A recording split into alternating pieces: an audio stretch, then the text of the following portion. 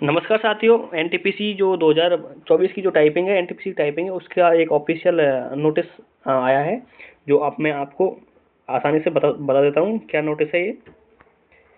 इसमें जो आपकी जो टाइपिंग टेस्ट है वो 28 दिसंबर को होगा, और जो आपको जो वर्ड टाइप जिसमें आपको बताया कि आपकी जो सिटी है वो आपको अपलोड कर दी है उन्होंने, और जो आपको 300 वर्ड टाइप करने इंग्लिश में और 250 वर्ड टाइप करने हिंदी में।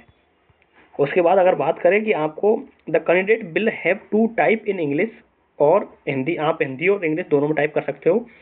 English will be typing language as default option. Candidate who will type in Hindi for typing test must be familiar with the use of Krutidev और मंगल फॉन्ट। यानी कि इसमें बताया है कि आप हिंदी और इंग्लिश दोनों में टाइपिंग कर सकते हो।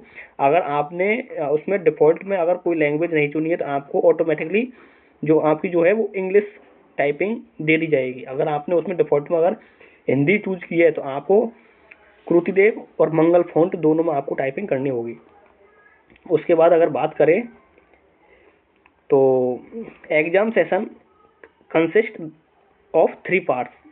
आप एग्जाम देने जाओगे तो आपको 3 पार्ट्स में आपको टाइपिंग करनी है। जैसे कि आपको typing practice for 1 minute to warm up, यानी कि आपको सिर्फ प्रैक्टिस करने के लिए 1 मिनट का आपको सिर्फ आपको टेस्ट देना पड़ेगा नॉर्मली, जिसमें आपको मतलब फेल पास नहीं, सिर्फ आपको वार्म अप के लिए मतलब चेक करने के लिए कि आपका कौन सा की काम कर रहा है, कौन सा की काम नहीं करना, उस वजह से। उसके बाद में आपको ब्रेक ऑफ 30 सेकंड, यानी कि उसके बाद में आपको 30 सेकंड का ब्रेक मिलेगा। यानी कि उसमें आपको अगर आपके कीबोर्ड में कोई प्रॉब्लम है, किसी का की काम नहीं कर रहा है, तो आप उस कीबोर्ड को चेंज करवा सकते हो इस 30 सेकंड के अंदर। उसके बाद में आपका टेस्ट शुरू हो जाएगा 10 मिनट का, और आप टाइपिंग आपकी शुरू हो जाएगी। उसके बाद बात करें as the skill test is to determine the speed, candidate who have complete the passage can retype the passage. ये दोस्तों बहुत से लड़के एक कमेंट में पूछ रहे थे कि सर भैया रीटाइप करना है कि नहीं करना, तो आपको ये ऑप्शन आया है, आप पैसेज को आप रीटाइप कर सकते हो beginning within the duration of test 10 minute. यानी कि 10 मिनट से पहले अगर आपने पैसेज को टाइप कर दिया है तो आप उसको रीटाइप दोबारा कर सकते हो। Candidate who do not type the whole passage at least once in 10 minute, अगर आप 10 मिनट में पूरे पैसेज को अगर टाइप नहीं कर पाए तो will be treated as disqualified, तो आप डिसक्वालीफाइड हो जाओगे। The transcript of those candidate who do not type 300 word in English और 250 word in Hindi within prescribed time will not be evaluate. यानी कि आपको अगर आप 300 वर्ड आप टाइप नहीं कर पाए इंग्लिश में, या फिर 50 वर्ड टाइप नहीं कर पाए हिंदी में, सॉरी 250, तो आपको डिस्क्वालीफाई कर दिया जाएगा। The evaluation of passage typed by the candidate will be done as follow. जैसे कि आपको बताया किस तरीके से आप क्या एरर है क्या एरर नहीं है। यानी कि आपको फुल मिस्टेक और हाफ मिस्टेक का इसमें कोई सीन नहीं है, डायरेक्ट आपकी 5% मिस्टेक काउंट होगी, और जो 5% मिस्टेक आपकी इग्नोर हो जाएगी। उसके बाद में आपको 95% एक्यूरेसी मतलब आनी ही चाहिए आपकी। Number of full mistake plus number of half mistake बटे 2, यानी वो टोटल मिस्टेक मानी जाएगी। उसके बाद इसमें जो उसका फॉर्मूला दे रखा है कि आपको कितने वर्ड आप टाइप करोगे तो आपकी जो स्पीड है वो किस हिसाब से निकलेगी।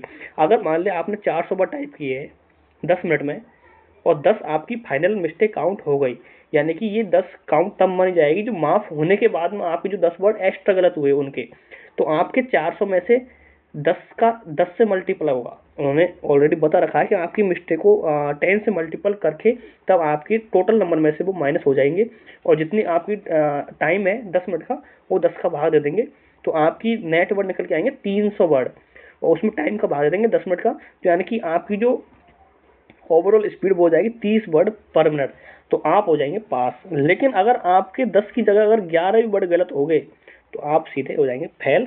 उसके बाद आपको घर आना पड़ेगा बढ़िया मस्त मस्त। अब बात करते हैं, the minimum speed should be 30 word पर मिनट इंग्लिश में और 25 वर्ड पर मिनट हिंदी में। ये आपकी मिनिमम बिल्कुल चाहिए, इतनी स्पीड तो होनी चाहिए with accuracy.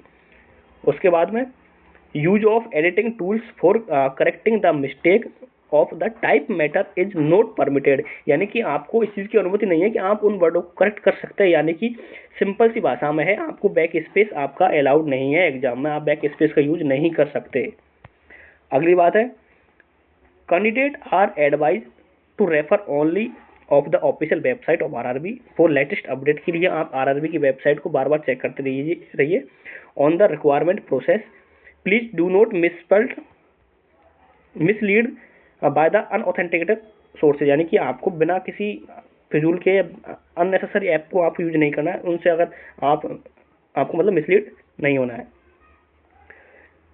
Beware of those who try to misguide candidate who fake promises, यानी कि इसमें बताया गया है आपको किसी धोखाधड़ी के मामले में नहीं फंसना है। अगर आपसे कोई बोले कि मैं आपकी टाइपिंग करवा दूंगा, इतने पैसे दो दो उतने पैसे दो, तो आप उनके चक्कर में भाई मत पड़ना, बिल्कुल मत पड़ना।